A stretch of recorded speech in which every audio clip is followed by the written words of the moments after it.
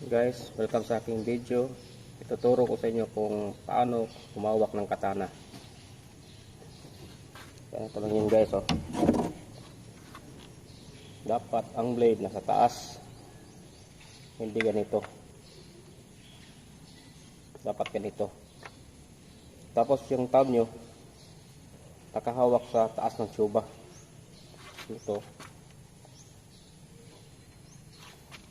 Dahil pag nagganito ang katana nyo at aksidente itong nalaglag, meron tayong tinatawag na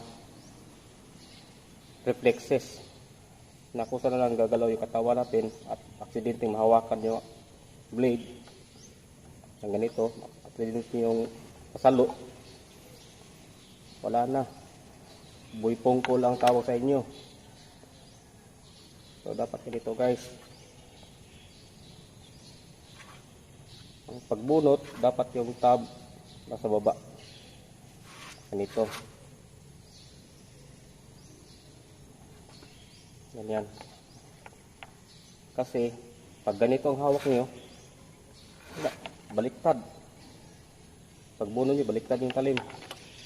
Dapat ganito. Sabay tulak ng thumb nyo dito. Tulak nyo yung ganito. Tapos, hatak nyo ng pataas. Yung kamay at yung nasa likod is ganyan.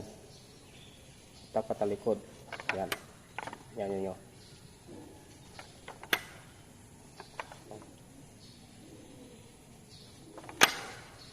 Simple lang guys.